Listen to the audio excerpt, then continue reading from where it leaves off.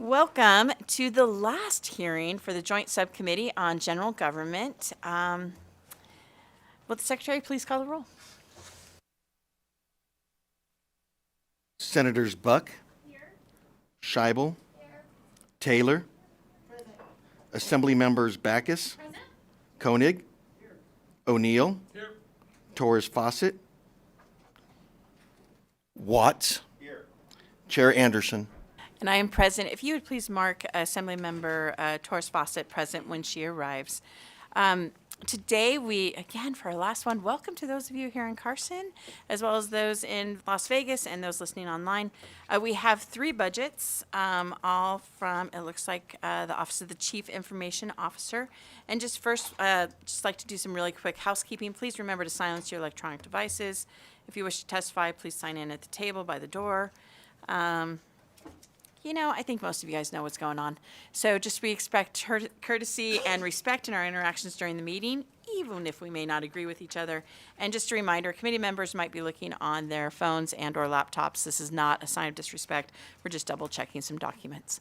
So whenever you are ready, come on up and we'll be ready for our last day of subcommittee. Good morning, Madam Chair and members of the committee. For the record, Good morning, and I got to make a really quick thing. That's just the last day of hearings. Sorry, guys, because up here, everybody's like, what, we're done? No. It's just the last day of hearings. Sorry about that, Director. As you were saying. good morning, Madam Chair and members of the committee. For the record, my name is Timothy Galuzzi, and thank you for saving the best for last. I have the honor of serving as the State Chief Information Officer of the state of Nevada within the Office of the Chief Information Officer, within the Office of the Governor, with a program and budget that is so impactful to the operations of government. I made sure that I brought some backup with me this morning. So with that, today I have members of my leadership team who will be presenting various parts of the budget. My Senior Deputy Darla Dodge, my Chief Financial Officer Tiffany Morelli, the Chief of our Computing Services Unit, Sean Montirith, the Chief of our Client Services Unit, Michael Smith, as well as our fiscal agency partners from the Admin Services Division, led by Administrator Daniel Marlowe, representatives from the Governor's Finance Office, and more. If it pleases the chair, I'll begin with a brief agency-wide overview of the Office of the Chief Information Officer, and then I'll invite members of my leadership team to introduce each of the programs and budget accounts that we will be discussing today, pausing at the end of each to allow for the questions for the committee. All right, and with that, we will begin. The Office of the Chief Information Officer's vision is straightforward: to foster innovation, collaborative governance, and exceptional service delivery. Our mission is clear: to effectively plan, secure, implement, and maintain the IT solutions that are essential for state agencies. And this did not work. And there we go. That's why we always bring a backup. That are essential for state agencies to effectively serve Nevada's citizens. Simply put, we ensure the state's digital engine runs smoothly, allowing each agency to focus on its core responsibilities. Our FY23 to 27 statewide IT strategy rests on 6 core pillars: security, governance, modernization, workforce, digital services, and the road ahead. These aren't just concepts. They guide every strategic decision and budget initiative, ensuring we protect data, collaborate effectively, modernize proactively, empower our workforce, enhance digital accessibility, and plan responsibly for future innovation. These aren't just flowery words committed to paper that check a box either. We live up to it. Since the elevation of our office into the Office of the Governor, we have established the State Technology Governance Committee, giving a voice to all executive branch partner agencies on our policy creation and key technology platform decisions. We are pushing hard on improving the cybersecurity maturity and resources for the entire state. with initiatives such as the movement of the Office of Cyber Defense Coordination, the establishment of a statewide security operations center, to an internal policy that is currently in our governance committees for a cybersecurity quick reaction force to provide boots on the ground and hands-on keyboard in response to cyber incidents. We are demonstrating that cybersecurity continues and has always been a priority. When we look at the last 2 years, we can't help but get excited and maybe just a little nervous for what is to come, and that is the road ahead.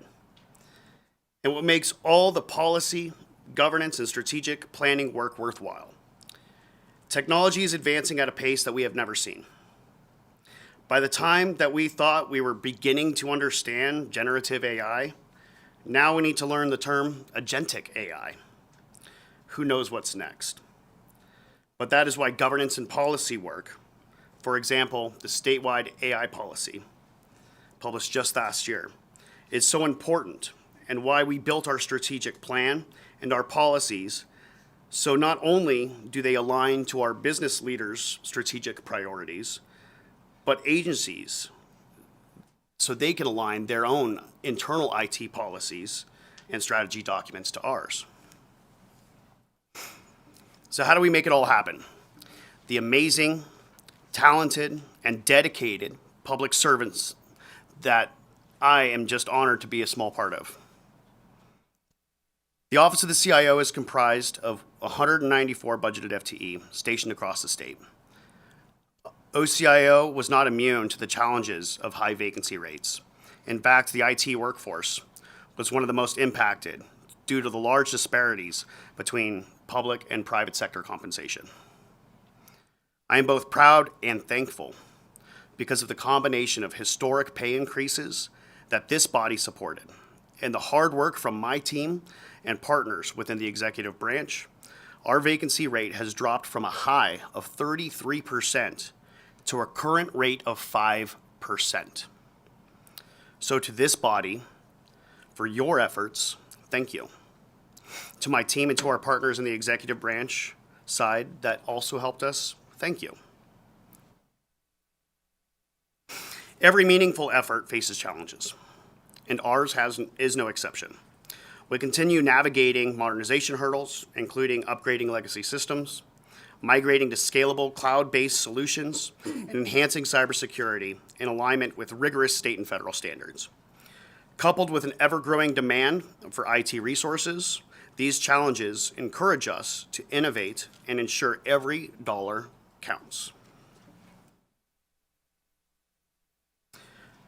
Our work extends far beyond routine IT maintenance. It's about building robust statewide IT governance, streamlining technology investments, and fostering transparency.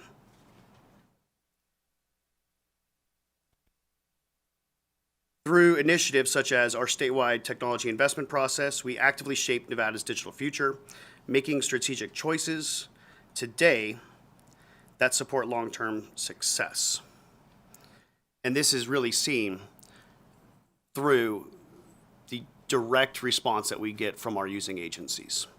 On this slide, you can see that the agencies that are leveraging our services, they have responded overwhelmingly in a positive manner. I've been told that I need to highlight that this scale is between 1 through 5, not 1 through 10.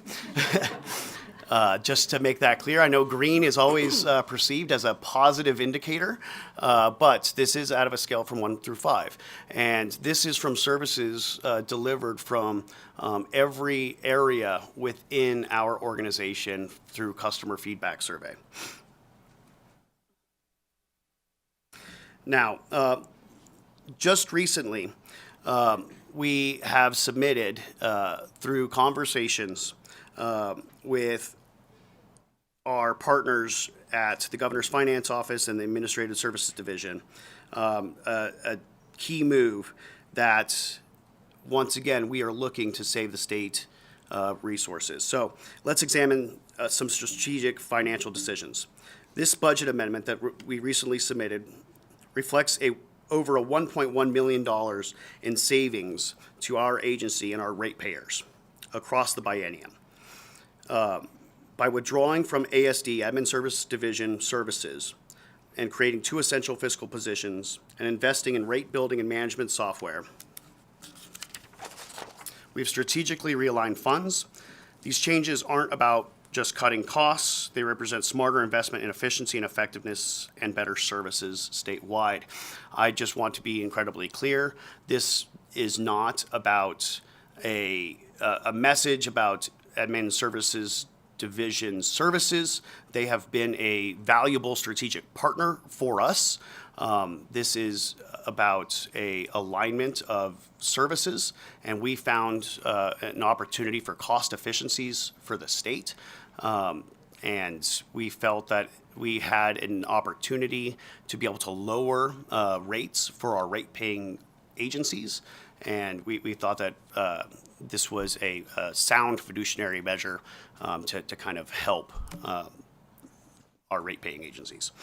At this point, I will pause to see if there's any questions about my overview of the Office of the Chief Information Officer and or this budget amendment.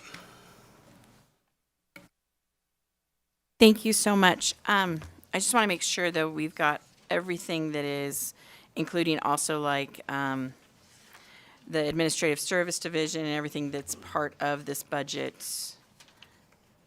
Have you gone through that portion as well of your presentation, or is that also part of the other portion of it? Thank you for the question, Chair. So what I've included on this slide would be the impacts. For the record, Timothy Galuzzi, State Chief Information Officer. What I've included in this slide is kind of the roll up for the impacts just for Office of the Chief Information Officer, including the impacts to the budget accounts across the entire organization of the Office of the Chief Information Officer. So we have the negative cost impacts from 1385, 1386, 1387, 88, and 89, and then the additional revenue need for the 1373 for the additional FTEs. Great. And that's included on this slide. Thank you so much. I just wanted to make sure about that. So we do have a few questions. I'm actually going to start off with Vice Chair Bacchus. Thank you so much, Chair. And I'm glad we have slide 7 up, because my first question is going to talk about that, because I had a question regarding I guess it would be budget account 1373, and then decision unit, including the E600. So where, oh, I see, maybe it's an offset. You have the one new accounting assistant, and then the transfer. And you know what, maybe I'm just trying to make this fit and it doesn't fit. My question's going to pertain to the E334, E500, E501, E502, E900, E901, E902. And that was the recommendation of the one new accounting assistant position and associated operating cost to transfer the 3 management analysis position and associated operating costs. And so my numbers were a little higher, but I think I was comparing apples to oranges. So I've answered that for you. So And going actually, on. I'm going to kind of jump in. Why don't we do the whole budget of this account? And I'm so sorry, because it was such a great question with that, but you might have all of it together, and it's easier for us sometimes with some of our backup information to go through it that way instead. I'm so sorry. Thank you, Vice Chair. Thank you for that, Chair. For the record, Timothy Galuzzi, yes. Just for a point of clarification, what we did for the presentation is we pulled out just the budget amendment as a separate point of conversation. And so I believe what the member was discussing was actually a different decision unit that was included in that we have further on in the presentation. And so my senior deputy will actually be covering that here in a second. So Why don't you just get through the whole presentation? Why don't we just do all the questions at the end? Sometimes that's easier on us. So just get through everything of the PowerPoint, and then we'll go back to the questions all together at once. If that works for you. for the record, Timothy Galuzzi, let's go. Thank you, Tim. Good morning, Madam Chair and committee members. For the record, my name is Darla Dodge, and I serve as the Senior Deputy CIO and Chief Operations Officer for the Office of the Chief Information Officer and the Office of the Governor, or for brevity, OCIO. This morning, I will review what Budget Account 1373 entails and what our initiatives are for the next biennium. This budget account holds the responsibility of administrative duties associated with our agency that includes day-to-day operations, building statewide IT governance in collaboration with our IT partners across the state, and focusing on statewide IT strategy. This account also includes the Enterprise Architecture Group, responsible for managing the Technology Investment TIN notification and Cloud Investment Notification SIN processes for state agency as part of its charter to create a statewide technology, strategy, and architecture. The Enterprise Architecture Group leverages a collaborative effort to build and refine an enterprise architecture practice while capturing the statewide IT architecture and building upon the executive branch data practice. Next slide, please. Now I'll touch on just a few of the OCIO administrative accomplishments. The Technology Portfolio Management System was an enhancement funded through the FY 24-25 legislative session and aims to streamline and optimize the management of technology investments across the executive branch. Funding has been allocated for this module and licensing for ServiceNow platform and on-base solution. These tools are currently in progress and will enhance the overall portfolio management capabilities. A quick update on the Technology Investment Notification, or TIN process. There have been 430 new technology investments recorded for FY25 to date, marking a 24% increase compared to our previous biennium. This indicates a significant growth in technology initiatives and investments. Portfolio dashboards have been created to provide visibility in technology investments.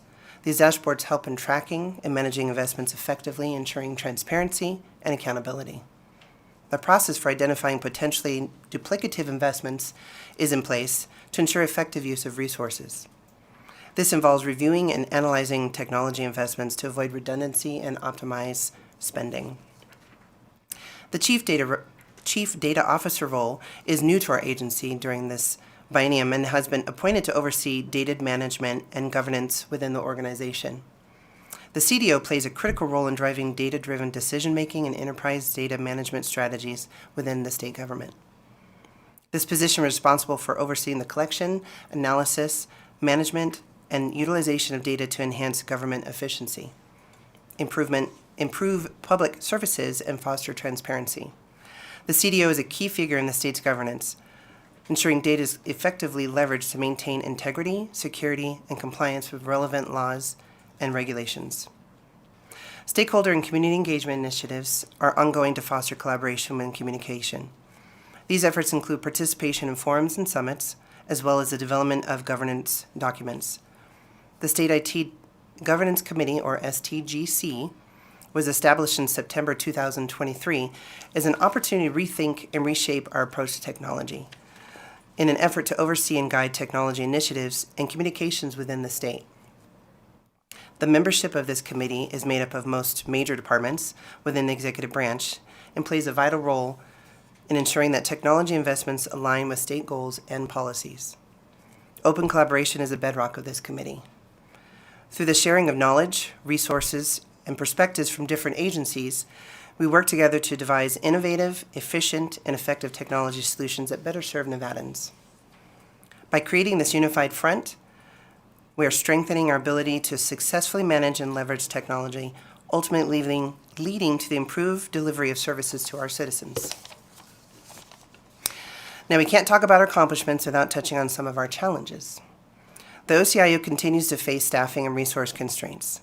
These challenges impact the ability to effectively manage and oversee technology investments and initiatives. The constraints are primarily due to limited budget allocations and the increased demand for skilled IT professionals. During the 24-25 legislative session, the Office of the Chief Information Officer was elevated to an office within the Governor's office. As a result, the OCIO has diligently developing various policies to ensure efficient and effective service delivery, alignment with organizational goals, and consistent communication with our employees. The creation of statewide IT policies involves collaboration and strategic planning to ensure technology investment aligns with state goals and policies. Key initiatives include the guidance of the State Technology Governance Committee, STGC, and the drafting of an AI integration policies by the AI Working Group tasked with drafting the definitions and policies that will guide our integration of artificial intelligence across our service. So the Office of the Chief Information Officer Administrative Unit has requested several initiatives during this budget cycle. Initiative E330 reallocates resources to cover travel expenses. Our management engages frequently with our staff in Las Vegas and Elko for site visits that assist with oversight and collaboration throughout our agency. These trips will also enable the executive team to travel to various events throughout the year for engagement and work activities. Additionally, these funds will allow staff to attend conferences and training, providing an opportunity for state CIO and team to build relationship with peers and explore issues and opportunities facing state IT today. The necessity for in-person engagement has become increasingly evident as remote connections cannot fully substitute the benefits derived from face-to-face interactions. Initiative E331 funds a critical IT financial management conference. The Office of the Chief Information Officer fiscal team has grown in responsibilities over the past 2 years, and they equally support the agency in a variety of ways. Initiatives E334 and E900 through 902 allows for the creation of a fiscal unit under 1373 by moving all 3 management analyst 3s under 1373 and adding a new accounting assistant to the team. The Office of the Chief Information Officer proposes a rebranding initiative to rename the current structure from units to division under the proposed name Governor's Technology Office, or GTO. Initiative E335 allows for this change to align with our strategic goals to enhance clarity, streamline operations, and improve the public perception of our agency's role. That concludes the overview of Budget Account 1373 within the OCIO. I was going to say we'll stop for questions, but I will turn this over to our Chief IT Manager for Client Services Unit, Mr. Michael Smith. Yep. Keep it rolling, keep it going. Push the button, right? First time I get to push the button, so we're learning. Thank you, Darla. Good morning, Madam Chair and committee members. For the record, Michael Smith, Chief IT Manager, Client Services, Office of the Chief Information Officer within the Office of the Governor. Thank you for the opportunity to present today. The Office of the Chief Information Officer Client Services Unit provides information technology support for partner agencies, including the Department of Administration, the Department of Public Safety, and the Governor's offices in the area of service management and application development. Client Services is comprised of 7 operational teams: the Enterprise Service and HR Help Desk, Field Support Services, Application Server Administration, Application Development and Support, Database Administration and Development, the Enterprise Content Management System, and the OCIO Project Management Office. As the face of the office, we focus on the overall customer experience and continual improvement efforts. Next slide, please, Tim. Over the past biennium, Client Services successfully completed the Information Technology Service Management Modernization Project and upgraded the on-base document management platform to an enterprise offering. Our content management system project is progressing on schedule for a go-live of the 14 pilot websites in September of 2025. I'm pleased to report that this endeavor is currently ahead of schedule and under budget. Along with these successes, our Field Support Services team was an integral part of the Return to Work initiative both in Las Vegas and Carson City. Next slide, please. The Office of the Chief Information Officer Client Services Unit has requested several initiatives to enhance the customer experience as we serve the state of Nevada. E330 will allow for our professionals to train with out-of-state platform vendor partners, as well as our leadership to network with national associations to gain valuable insight into improving our operation. E331 will facilitate travel between Carson City, Las Vegas, and Elko to allow for leadership of our multi-geographical team. E332 involves the addition of 2 new information technology technician 6 positions to support the ever-growing need for field support services both in Las Vegas and Carson City. For one of our significant projects, E333 funds the ongoing maintenance cost for the modernization of the state's content management system.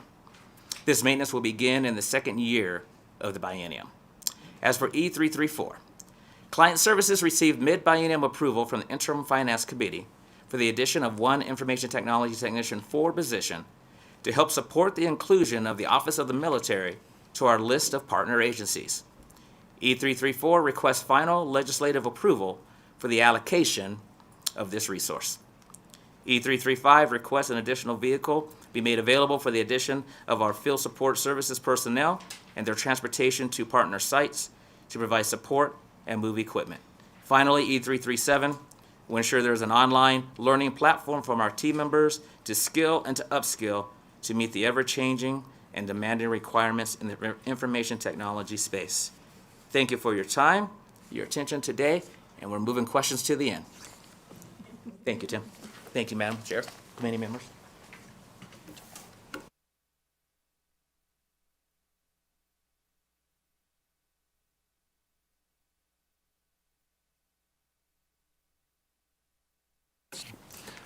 Thanks.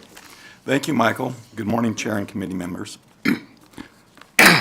For the record, I'm Sean Monteith, Chief of Computing Services. The Computing Service Division maintains the critical infrastructure, including mainframe systems, servers, enterprise software, and identity management, ensuring operational reliability and security across state services.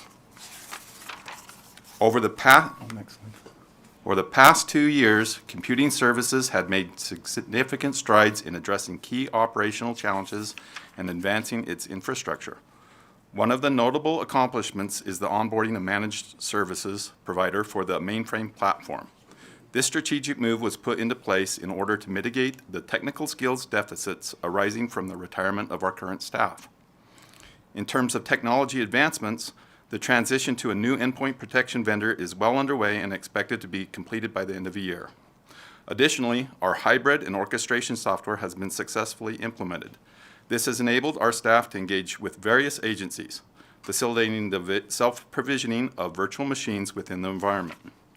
Furthermore, the computer facility has undergone numerous upgrades, including the installation of a new replacement generator, carpet replacement, curb paving, and parking lot repairs. Looking ahead, projects such as the installation of an uninterruptible power system, or a new UPS, and air handlers are slated for the completion by the end of the year, while the roofing project has been deferred to the following year. It is also anticipated that additional CIP projects will be necessary to ensure viability of the data center. Despite these accomplishments, we face several challenges. The retirement of legacy systems necessitates a transition in staff and the onboarding of managed support services. Additionally, the complexity and costs associated with cloud-based infrastructure, which includes numerous SKUs and charges, highlight the need for a cost-plus model to effectively charge for cloud services and infrastructure support of cloud services. We intend to work with staff and agencies in the interim to ensure other funding methodologies are explored. Okay. The Office of the Chief Information Officer Computing Unit has requested several initiatives to enhance the technology infrastructure and services for the state of Nevada. One of the significant projects, E275, involves the addition of 2 new ITP4 positions to support the external-facing identity solution. The Cloud Identity, B2C, or business-to-consumer service, is designed to provide a unified identity for constituents accessing state services. This service, already utilized by the DMV and DHHS for their modernization projects, or the Department of Motor Vehicles and the Department of Health and Human Services, specifically welfare, offers a single sign-on for all services, thereby enhancing security and user experience. The OCIO proposes adopting this solution statewide to consolidate costs and support efforts. In another initiative, E330, the OCIO plans to add 1 new ITP4 position to provide infrastructure-level support for public cloud services. As customer agencies increasingly adopt public cloud services, the OCIO aims to provide centralized support to ensure single sign-on and access to centralized cloud services. This approach is expected to reduce costs, enhance security, and improve efficiency and productivity for government workers. The E331 initiative focuses on funding the Insight Cloudflare platform for support application and networks across the cloud and internet. This platform offers external-facing DNS services, ensuring fault tolerance and scalability for the state of Nevada. It provides fast, reliable, and resilient DNS resolution with robust security features, including protecting against DNS or DDoS attacks. And DNS stands for Domain Name Services, just for, sorry about that. Additionally, the OCIO is addressing the end of life of Unix operating system, or CentOS, which reached its end of life June 30th, 2024. Through initiatives E332 and E333, the OCIO must transition to a supported operating system to meet state and federal requirements, thereby enhancing cybersecurity by fixing vulnerabilities. To further support projects and staff, the OCIO has requested funding for in-state travel for the computer facility team under Initiative E334. This funding should improve employee engagement and productivity for leadership of our multi-geographical team. In the realm of software licensing, Initiative E550 involves adding enterprise mobility and security licensing to our M365 licensing offering, or our business productivity suite. Adopting the Microsoft Mobility Suite within the Office 365 environment will significantly enhance security, improve productivity, and streamline IT management. And I guess we're not pausing for questions, so I'll... Thank you, Sean, Chair and committee members. For the record, Timothy Galuzzi, that includes the presentation portion from our team. Our vision is clear. Secure, modern, and innovative IT services. It isn't just aspirational, it's our commitment to every Nevadan and every agency that we serve. And this body has long been a partner in ensuring that we can attain that vision, and we look forward to that ongoing support, and we look forward to any questions that you all might have. And hopefully, we didn't throw too many acronyms, or we didn't speak too much tech at you, and hopefully we can answer any questions that you guys might have. So thank you. Thank you so much, and thank you also for doing the whole presentation all at once. Sometimes that's just a little bit easier for us to be able, or me, to be able to follow along, and also for the definitions of the acronyms. We're actually going to start off with Budget 1373, and now I will go to Vice Chair Bacchus. Thank you, Vice Chair, by the way. Thank you so much, Chair, and thank you for your lively presentation this morning. Some of us were working very late, and so it was very, we can pay very close attention to it. My question for you starts on, I'm looking at slide 10, and I just wanted to confirm, because there were just some numbers that weren't aligning up with some of the budget amendment items, and so I just wanted to make sure that what has been submitted to us was the right numbers, and that maybe there was not an amendment we're missing. And so my questions are going to pertain to when we're looking at E334 and the E900 902 enhancements. In my backup documents, I have the amendment reflecting about $487,000 in fiscal year 2026 and right under $500,000 in fiscal year 2027. But our numbers are about 20,000 off, and I just wasn't sure if there was another amendment or if we can stick with the amendment we received from the governor's office. That's my first question. Good morning. Thank you. For the record, my name is Tiffany Morelli, Chief Financial Officer for the Office of the CIO. So slide 10 only reflects the governor's recommended budget. It does not include any of the budget amendment numbers. Those are separated out, so we could combine the two to come to that end total. And I think maybe that's just where that difference that you're seeing might be coming from. Thank you so much. We may follow up offline because I kind of noticed it throughout and it may have just been me. But Chair, if I may, I actually have questions about these new positions and the transfer okay, so my first question is from what additional fiscal responsibilities or obligations were created through the establishment of the Office of the Chief Information Officer after the 2023 legislative session? Thank you for the question again, Tiffany Morelli, for the record. So with that transition, the OCIO became a department within the Office of the Governor. A lot of the increase in challenges that we saw, not necessarily challenges, but maybe just a capacity, was with us becoming a department, we had more responsibilities being pushed back to us prior to utilizing the fiscal partner. And that is just to relieve some of that from them as well. So we were pulling a lot more in-house at that time. So previously, everything was sent to our fiscal partner at the very beginning. It never even touched us until it was time to sign. And all of that converted over to us. And so we changed billing. We received every invoice. And then that just provided an additional level of review that we needed internally and process that we had to include that we did not necessarily have previous capacity for. So I hope that answers your question. It does. My other question is, so now that there's a contemplation of transferring the 3 positions from the various different client services unit, computer facility, and from data communications and network engineering, as well as adding the additional accounting assistant position, what do you anticipate those new positions, duties, going to entail in the fiscal unit? Again, Tiffany Morelli for the record.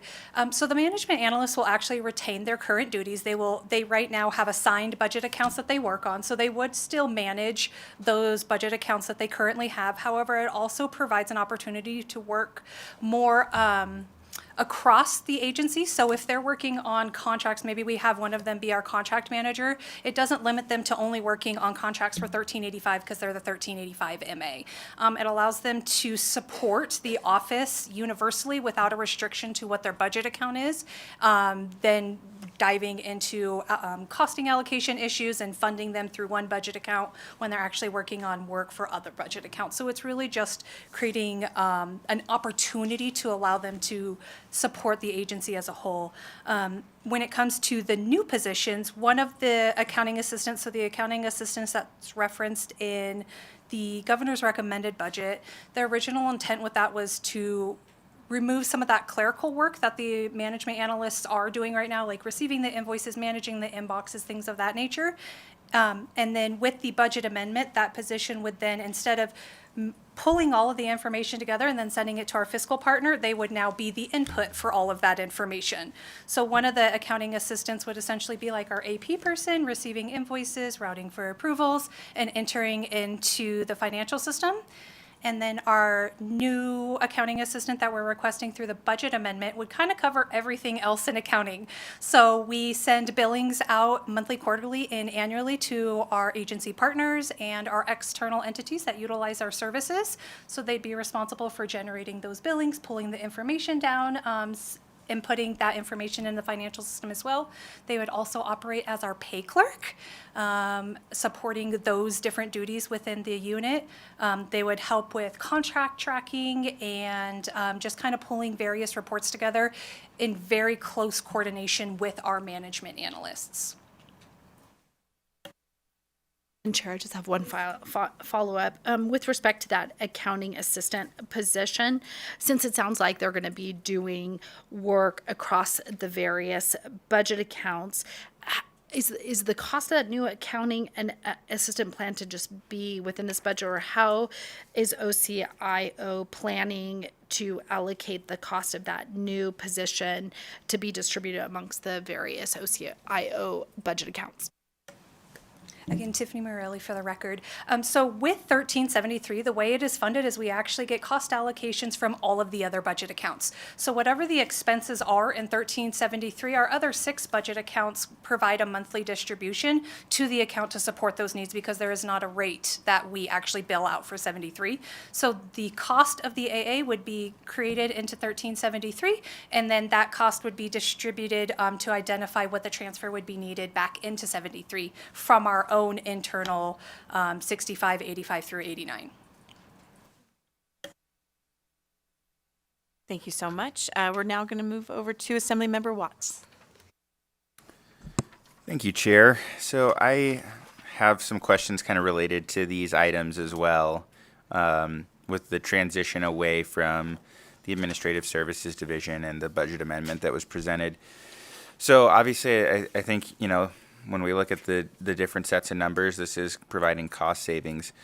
How did you decide that the two new positions that were recommended in the budget amendment, I think it's A255341373, would provide enough staffing to provide all of the fiscal and accounting operations, and allow you to move away from the Administrative Services Division? I think that's the additional accountant technician and accounting assistant.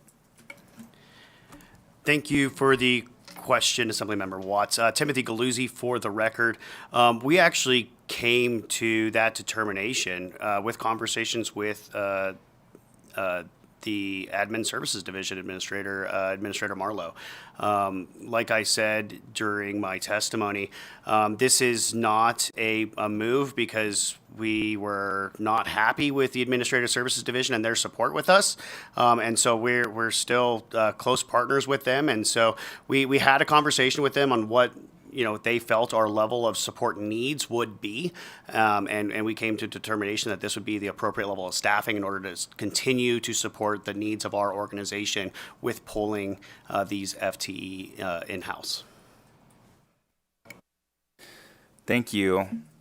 I mean, it's interesting. It's good to hear. I think it's a little counterintuitive to me to see that there'd be such a significant savings from the capacity that's cost allocated to you from ASD, and then the savings that would be recognized by bringing all of this in-house. One of the things that I just wanted to be clear on is ASD going to continue to provide any services to OCIO following this fiscal reorganization?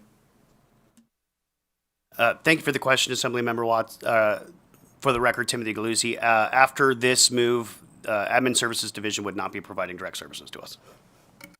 Thank you. And then, since all of the cost allocations for ASD would be removed in, I think, fiscal year 2025 under this proposal, how would your agency handle its fiscal responsibilities as it is recruiting and onboarding these new internal positions?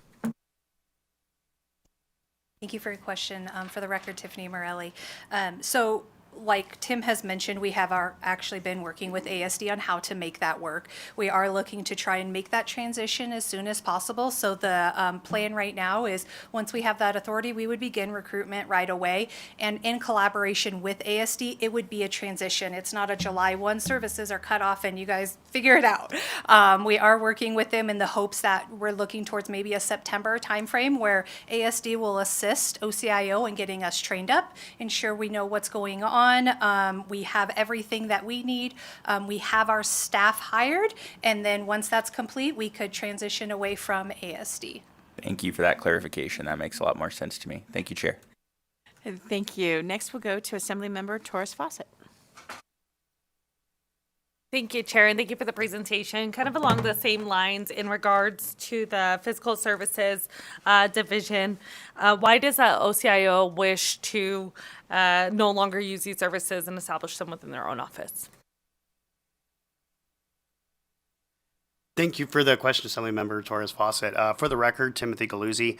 I believe there's a couple points to really put out there. There is a significant cost savings in the tune of almost $1.2 million that we could then pass that savings directly to our rate-paying entities. And we know that everything is getting more expensive. And I think we have a duty to look for opportunities, to be able to find cost-saving opportunities to our rate-paying organizations. And we do see that there is and has been a bit of an overlap of services that we have been conducting in-house and what Admin Services Division has capacity for as well. And so I think there's also a point to be said that we are growing as an organization. And to be able to have an internal fiscal support team that is embedded within our organization, that understands the unique nature of our business of running an IT organization and providing fiscal support to an IT organization that understands our utilizations and billing for IT services. I think that there's a conversation to be had there. Thank you, and I think you kind of hit on my next question about the savings and benefits. So, are there any other benefits that you would like to mention about switching the division, switching away from the administrative service division? For the record, Timothy Galuzzi, thank you for the question, Assemblymember Torres Fawcett. I think just being able to have it in-house and be able to rapidly respond to our partner agencies' needs and questions with an internal fiscal support team, I think that would be a key benefit to us. Thank you so much. Are there any other questions for this budget? Seeing none, I do have one listening to that last answer as well as the other exchanges. I'm concerned that there's a possibility of there's a lot of things happening all at once. I mean, what sort of metric study have you done to make sure that you, in fact, can handle all of these changes? I know you're asking for some more people and everything else, but this is a pretty hefty change. What sort of study have you done, or is it just a gut feeling? Thank you for the question, Tiffany Morelli, for the record. So if we go back to around 2009, 2010, back when it was Department of Information Technology, fiscal services were in-house. Prior to us moving to Department of Administration, everything was managed in-house. So we also took a look at that. So what did that framework look like? What type of fiscal staff did they have? What were the duties of those fiscal staff? It was much larger, but at this point, I think that the state has streamlined, and our office and fiscal needs have streamlined a lot of processes to where we don't necessarily need to have as large of a fiscal team as we had previously. And again, a lot of it is working with our fiscal partners. So how many transactions are we processing a month? How many transactions are we processing a year? How long does it take to process those types of transactions? How many employees would we need in order to get through those processes? What are the different types of levels we need for fiscal transactions? We need a 1 and a 2. So there's been a lot of comparing how it used to be, seeing how we've streamlined, how we've moved forward, how the fiscal partner utilizes or how they process those systems now, and kind of pulling all of that together to create one picture. Timothy Galuzzi, for the record, I just kind of want to add to that. Part of what we did was that workflow analysis, and we really broke down those processes. So we are an IT organization, so we're pretty adept at doing business process analysis and walking through a workflow. And we looked at this as a business process analysis issue. And so we stepped through this process. We looked at, all right, what are the steps from billing claim or from vendor correspondence? What are those processes in this workflow? And how many times does it have to go from fiscal partner agency back to our agency? How many of those are back and forth steps versus steps that could just be streamlined and handled within our organization? And so we did see some efficiency gains there. And then you couple that with workflow technologies such as OnBase. You couple that with efficiencies that are being gained through the new enterprise resource planning tools, the ERP tools. And I think the time is right that we can leverage technology as well. That helps with the efficiency question and the analysis question. That we can do a bit more with a bit less, and we can do that in-house. And I think to your question about has the analysis been done, I would answer yes. Thank you. There is another follow-up from Assemblymember Torres Fawcett. Thank you. And I know that you had mentioned that earlier that you were going to save $1.2 million for making this transition. And so I guess I'm trying to understand why, because this is obviously a conversation that we have had, and this is not the first time, and this is my first time being on Ways, but this is not the first time that we have received a budget in this committee where individuals are requesting to move away from the Administrative Service Division. So can you explain a little bit more what goes into that cost? Or I don't know if anybody's here from the Department of Administrative Services that can help answer that. Like, why would that savings exist, and why is this such a consistent issue for different state agencies?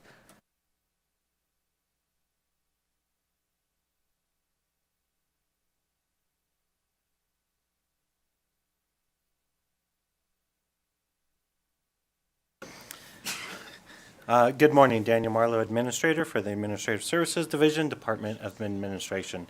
Generally, to answer your question, the ASD cost allocation is kind of a blended utilization metric. So we pull items such as the accounts payable transactions, accounts receivable transactions, number of contracts, number of purchase orders, number of budget lines.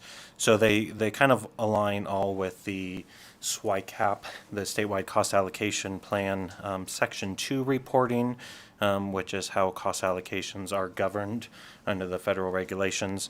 So we use that blended metric for dividing the cost for Admin Services Division. As Tim had mentioned, a lot of the kind of cost savings in this particular request and budget amendment is due to the growing support that OCIO has developed, moving to the OCIO within the governor's office, and duplication of many of those aspects, primarily on the budget side. And that's where you see the request in the budget amendment only for 2 positions, the AT2, the accountant technician 2, and the accounting assistant 3, because that's really the area that OCIO would really be kind of picking up. That would be kind of more of a new service rather than the work that we currently do in collaboration. Thank you. I guess I'll continue to investigate this a little further and continue this conversation. I just know that it's a growing issue. I mean, this is obviously something that many different budget accounts have brought up, how they're trying to shift away. And I'm just wondering what is occurring that this is so expensive and just not making sense for state agencies, and whether or not this department maybe should be revisited, like the services that they provide. Daniel Marlowe for the record. The other thing that I'll add is Admin Services Division is really designed for small agencies and divisions or departments that it doesn't, it wouldn't be cost effective to do the operations themselves. And that's really the biggest part of that, is having enough internal controls and separation of duties, but also having the adequate coverage, right? So if you need a level 1 and a level 2 in the new Core NV system to process a transaction, you might have enough volume to support those 2 positions, but you need to be able to allow for annual leave, sick leave, recruiting, those aspects, and you don't have enough volume for our small agencies to warrant having the duplication. OCIO has gotten to that point now where they have enough volume to be able to support those internal controls and that separation of duties with enough volume. Thank you so much for that clarification. So basically, it's the smaller agencies, right? Okay. Thank you so much. And I don't think we have any other questions on account 1373. So let's move on to 1365 if possible. And Chair Scheibel. I sure do. Thank you so much.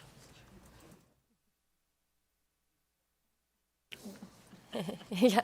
Welcome back. I have a couple of questions about budget account 1365. So we're talking about adding 3 new IT positions, and I'm wondering if there are current projects, current duties that are not being fulfilled because of a lack of IT professionals? Good morning again. For the record, Michael Smith, thank you. I don't want to mess your name up. Senator Scheibel, thank you very much.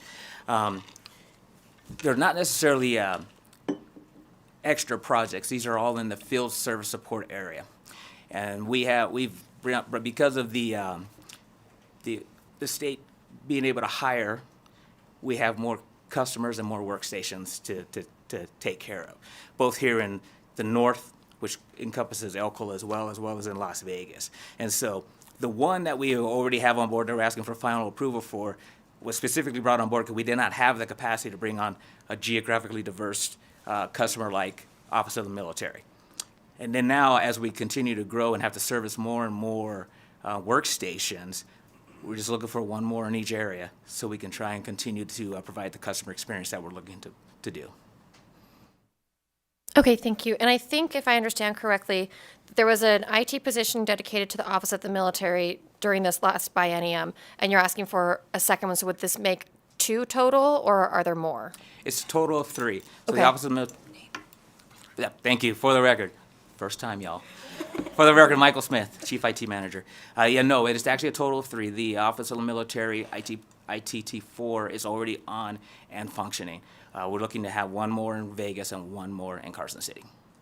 Okay, so can you tell us a little bit about how adding those IT positions in the last interim helped with the issues interfacing with the Office of the Military? Absolutely. Thank you for the question. For the record, Michael Smith. The Office of the Military, we needed to what we call onboard them as a partner agency. And so there was a lot of work that went into that and on-site support that they needed from our office, including being in multiple geographical areas. So that we needed that additional person in order to be able to support them, as well as maintain our current level of support for our existing partner agencies. Got it. If I may have a follow-up. Just one last thing to clarify. I think you covered this in my first question, but I just want to confirm there's not a backlog of tasks in the IT department that you're needing the new staff to help catch up with, is there? Thank you, Michael Smith, for the record. A backlog, no. Our team they're running, and we're doing everything that we can to support our customers at the service level that we would like to do. So backlog, no, they do a great job of taking care of our customers. We just need to be able to be more efficient and effective with how we do it. Great. I think that's all I have. Thank you so much. All right, so are there any other questions for 1365? Seeing none, you did a great job for this first time. Thank you very much for your time. Thank you. All right, let's move on to 721, 1385. Sorry, I cannot speak today. So I believe we're going to start off with Assemblymember O'Neill. Thank you, Chair. One of the problems, doesn't like me. Could you do me a favor? I know you discussed it, but would you review what the rollout exactly is of the public-facing identity solution, emphasizing the benefits and any cost savings that will be occurred from it, please? Yes, I will. For the record, Sean Montereth, Chief of Computing. We actually launched that product in February, I think it was about February 3rd. Since we've launched the product, we've had over 85,000 new constituents join that single sign-on for welfare and DMV. And since February 3rd, we've also authenticated over 500,000 logins. What this does is this provides security such as MFA and other security measures for logins that the agencies currently didn't have. So expanded services, improved security, and some other items are what you'll see with that type of a rollout. We've also heard from multiple other agencies that are interested in the rollout. One of them is obviously with the Secretary of State. They do a lot of identity for constituents. They want to look into this system to provide that single sign-on for that system. NDE, or the Department of Education, also has some interest for their identity model. They want to consolidate into our system. They currently have an identity model, and they see cost savings moving in. Welfare additionally saw some cost savings moving into our system rather than continuing to do it by themselves. We've also spoken with some southern counties that may want to join as a group to save throughout the state. So I don't have specific numbers, and we can provide some numbers from welfare that what they may have saved by moving to this system, but each of the agencies they see a very good opportunity to streamline their operations, have a single identity, and improve their security by moving into this new single sign-on system. Timothy Galuzzi for the record. I would just like to kind of just talk about this in a bit more general terms. So when we talk about identity, we talk about username, login. We just talk about that login methodology. As this committee probably knows, we were able to create a single sign-on methodology, a single username and password for effectively the entirety of the executive branch through our O365 platform. And that has been a resounding success. That has reduced complication. So as you move from one platform to the other within the executive branch, you don't have to worry about having to memorize multiple usernames and passwords. Because let's be real with ourselves. How many people use the same username and password across multiple platforms? And with a single sign-on solution, you don't have to worry about that. It's one username, one password across multiple platforms, and it's more secure than just reusing the same username and password. Why is it more secure, even though you're still using one username and password? Because if that one username and password gets compromised, you only have to worry about recovering that one username and password. And that one username and password is secured by multi-factor authentication. And so what we were asked to do by our agency partners is give them a platform, help support them with a platform. This Microsoft B2C is what we were able to support them with. And that enables them to extend that solution out to consumers, out to constituents. And because they needed a way. They needed a way that they can allow their users to log into their platforms. And instead of going out and buying some third-party platform that would effectively be doing the same thing that we can offer with a state-supported solution, they were able to use us. And what our vision here is if we can effectively push this out to multiple executive branch agencies, we can get to the point that if you're doing business, if you're a constituent doing business with executive branch, you have one username, one password, regardless of what agency you're doing business with. So it doesn't matter if you're working with NDOW or Wildlife or DMV or Secretary of State, it's one username, one password for government. And I think that's kind of, I might be nerding out a little bit, but that's kind of my digital services utopia. At least that's a step towards it, and it's more secure because then we have multi-factor authentication. So if that constituent's identity gets compromised, then they only have to reset that one password, and that helps us secure the state environment that much more. So we have less phishing attacks, we have less vectors for compromise. So that's really what we're asking for in this enhancement, and hopefully I was able to provide a little bit more clarification there. If I may, Chair, I think you've answered. I had another question about Health and Human Services, DMV, because they have this program now, and I was going to ask you about the benefits that they've experienced. And you alluded to them, but those are the agencies you were talking about, the success they've had. Is that correct? For the record, Timothy Galuzzi, that's absolutely correct, Assemblymember O'Neill. And so the Division of Welfare and Supportive Services within DHHS, they're the first ones out the gate. And so they are already pushing forward, and that is support of their DHHS's No Wrong Door project. And they're kind of leading the way when it comes to digital services. And then DMV, the Department of Motor Vehicles, they're really pushing forward as next up out of the gate to really leverage this Microsoft the B2C platform. So once that starts moving forward, we're looking at talking to a lot of other executive branch agencies to be able to leverage it. May I ask one more question? It sounds exciting, and I really do appreciate it. So really, the benefits are to security. Will it provide, though, any financial benefit savings to the agencies to use it? For the record, Timothy Galuzzi, Assemblymember O'Neill, thank you for the question. I don't have those numbers in front of me. I know it will reduce duplication. We would be able to leverage economies of scale because they would not be going out and buying their own separate third-party identity platform in order to be doing the same thing that we're hosting here in the state, here at the Office of the Chief Information Officer.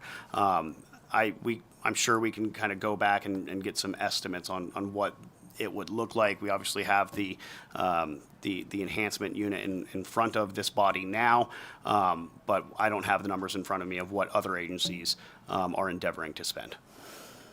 Don't worry about it. I was looking at what it may cost if they have a security breach. Have we had any of them? What it costs to retrieve and protect? And that would be the financial benefit to using the program. That's the way I was thinking. So don't worry about looking forward. For the record, Timothy Galuzzi, the cost, I just had a hearing on Monday that was on cybersecurity, and the cost for cybersecurity breaches could be in the tunes of millions of dollars, and that doesn't cost, and that doesn't account for reputational damage, that doesn't account for loss of business. That is the pure outlay for cybersecurity response, bringing in a third-party vendor to actually recover systems. It could be to the tune of $1.5 or $3 million just to bring in a vendor for cybersecurity response. So the costs can grow quite rapidly for a cybersecurity incident. I appreciate that information. Thank you, Chair, for allowing me the time. Thank you. Assemblymember Koenig. Thank you, Chair. So considering all agencies may not utilize the proposed single public-facing identity solution, please discuss why the infrastructure assessment is the most appropriate funding solution as opposed to another cost pool. Thank you for the question, Assemblymember. Timothy Galuzzi, for the record. I think that there's also some ancillary benefits as far as helping to secure the overall platform. And so I think the infrastructure assessment would probably be the most appropriate. There's definitely opportunity to take a look at that, and I'd be happy to have conversations with staff if there is a more appropriate cost pool. But I think in looking at where our primary customer agencies are that interact with the constituents of Nevada, I think that there's more agencies that interact with constituencies that would have logins, and we might even be looking at having constituent logins on, the state web platform. And so I think that the infrastructure assessment would be most appropriate, especially in that case, if we're looking at having constituent login on the state web platform. So if there's conversations with staff that we need to have as far as the cost pool, I'm more than happy to have those. But I think long term, if we're looking at a potential of having a constituent portal that is open to all executive branch agencies to be able to leverage, infrastructure assessment would probably be the most appropriate. Follow up, if I may. So why is the agency not using a separate cost allocation that only charges the user agencies for the service?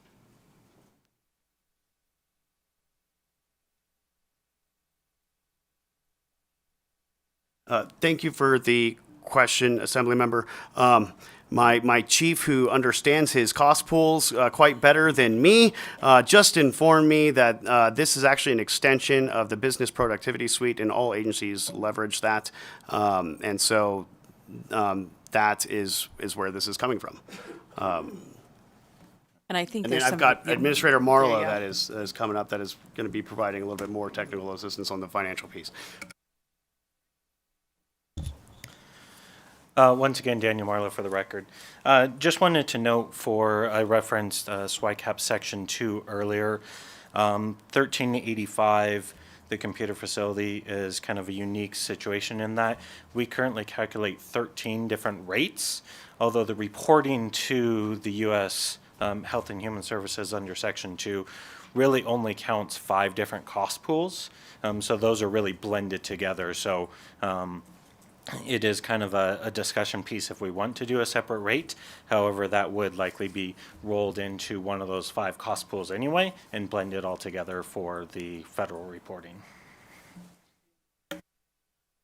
And thank you so much. Thank you. Next up, we've got Senator Buck. Thank you so much, Chair Anderson. How would an additional IT professional position ensure the cloud service needs of the states are met?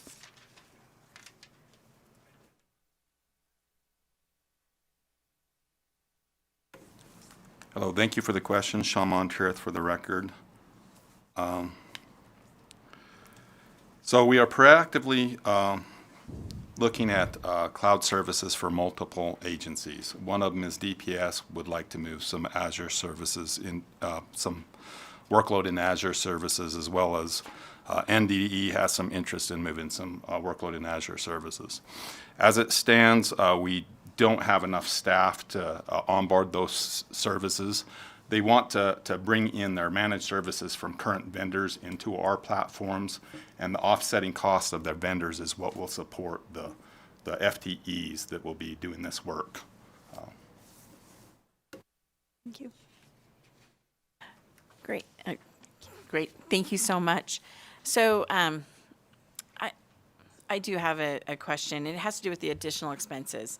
What do you think could be incurred as a result of the configuring and migrating the state agencies to that single public cloud enterprise environment? Excuse me. Do you see any other expenses that we're not really accounting for at this time? Yes, I do see some additional. Oh, for the record, Sean Monteith. Sorry, this is one of my first times too. For the record, Sean Monteith, Chief of Computing Services. We do see additional expenses with the proposed solution. One of the issues with identity is making sure that the person that has an email address or is basically logging in is the person that they say, aligning it with a key identity, or whether it be Social Security, driver's license, what have you. Long term, we may want to engage with an identity provider, a major identity provider that can verify all of that, and that would be some additional expenses. Currently, the 2 agencies that we have launched, DHHS as well as DMV, do their own verifications, or what they call proofing.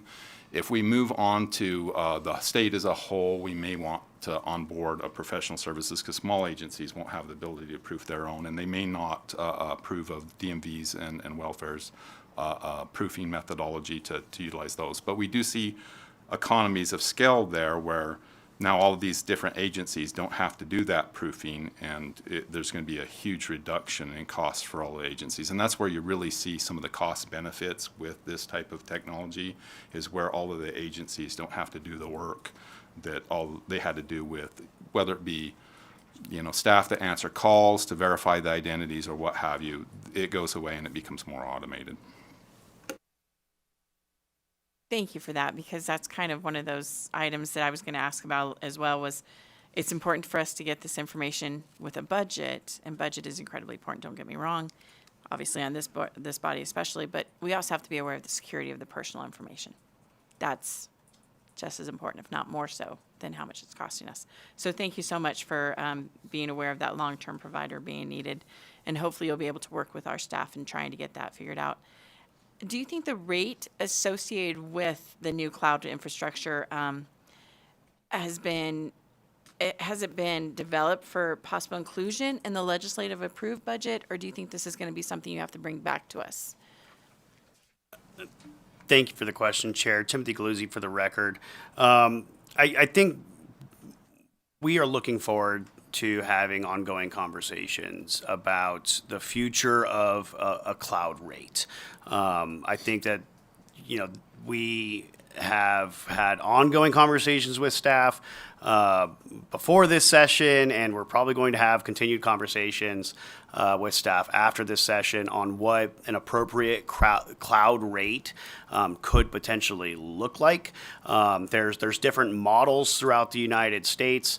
I don't think that there is a one-size-fits-all model, and the way that Nevada has historically billed for our utilizations might not be the way forward for something that is as dynamic as cloud services.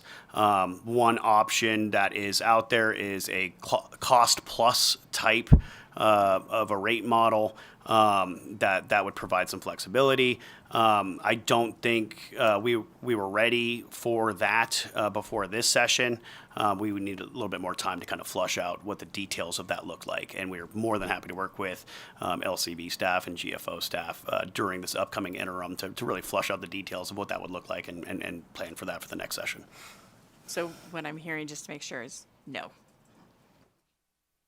Timothy Glees, for the record, that's correct. Okay. Thank you so much. Senator Taylor. Thank you, Chair, and good morning. Thank you for the presentation. I'm glad you started talking about the rate, because I want to talk a little bit about converting, right, from the work that's being done to convert from the old mainframe system, and you have a couple of big agencies that take up most of that, right? What are the plans to decommission the state's mainframe in the upcoming biennium? I know there's been ongoing work, but can we close that door? Senator, thank you for the question. Timothy Galuzzi, for the record. This has been a long time ongoing project, long time ongoing effort, and I wish I could give you a definitive answer that on this date in the upcoming biennium we are going to shut it down and move off of it. This is a project that is really driven by our agency partners and by other modernization efforts. I'm incredibly appreciative of this body and the strategic action taken during the last session to afford us the opportunity to go out and get a managed services contract, because that has given us the flexibility to be able to manage the costs as best as possible for this service. But I think we share a lot of the same concerns that this body has with those efforts to come off of the mainframe. The last thing I want to see is, one of the smaller agencies be the last agency that is effectively holding on to this service at the end of the day, and they just not having the fiscal resources to support the entirety of that cost.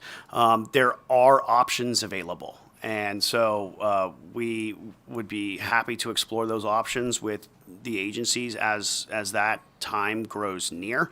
There are cloud mainframe options that, if it does look like it's going to be, one last agency kind of effectively holding the bag, we can look to transition to a mainframe emulator type service in the cloud just for that agency. But to do it with the size and scope of mainframe environment that we have now, it would be cost prohibitive. It would have to be when it has reduced to the size and scope of like a singular agency. And that would be how we would transition off. But with as many moving parts and projects that we have right now, it's a bit nebulous and hard to nail down. It's tough. Chair, may I follow up? So all that to say, I don't know. That wasn't my follow-up, but that was my follow-up. It's just the gift that keeps on giving, right? So as you transition folks from our agencies off of the mainframe, right? There's still some, as you said, that's going to be hanging on, right?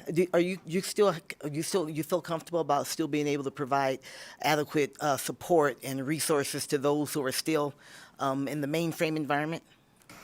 Thank you for the question, Senator Taylor, and for the record, Timothy Galuzzi. And I definitely want to put it out there. The agencies have been they have been doing Herculean work, especially with their modernization transformation efforts. They are moving services as quickly as they can. They have been on this platform for decades, and they're putting in work, and I'm definitely appreciative of that. But because of the work that we did last session with the managed services contract, we were able to onboard that vendor and effectively do a left seat, right seat with them. And so as our talent is retiring off, we have a high degree of confidence that we're going to be able to support this for as long as our agency partners need us to. Obviously, we would like that time to be as short as possible because that contract is not cheap. And so we would like that timeline to be, as I would love to be sitting here next session and say, hey, mainframe isn't our problem anymore. And so, we can support for as long as our agencies need us to, one way or the other. But it might be a situation where we're supporting a contract for a cloud service provider versus supporting a managed services environment. Chair, may I continue? Thank you. You project any future savings once we get all the conversion, everyone off of the mainframe, once we get to where we no longer utilize the mainframe? Are there any projected savings we will have from that? Thank you for the question, Sean Monterith for the record. I believe the agencies have projected savings moving to the other platform. Specifically, I know welfare is moving to the Unix platform, which it seems like their licensing and their other model will save them quite a bit. I don't think the state will see a savings until all agencies are moved off the platform. Right now, we're at the end of a cycle of a certain sized mainframe, and obviously as people, we're not planning on replacing it. And as agencies move off of it, it's just we have a large system that now becomes vacant. It still has a lot of the high maintenance that are required. So until they're all gone, we can't do a lot. Now, that said, if it's just one agencies or two agencies, we can renegotiate contracts. We can look at a smaller mainframe if the time and scope will allow it, or we can look at service providers to see if we can lower their costs. So far, the agencies have projected utilizations until the end of the biennium, so we see things status quo until the end of the biennium.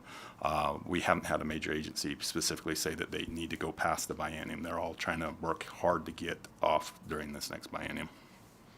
Thank you, Chair. Thank you for the answers. I appreciate it. Thank you. Any other questions? Great. I think that was our last account. I think we only have left, unless you wanted to make any closing statements.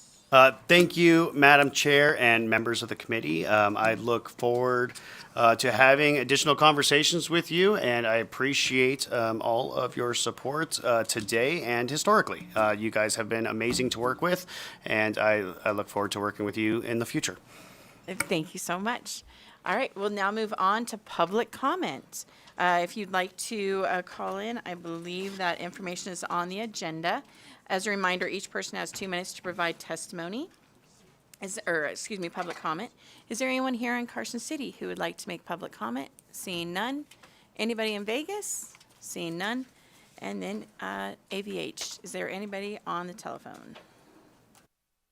Chair, the public line is open and working, but there are no callers at this time.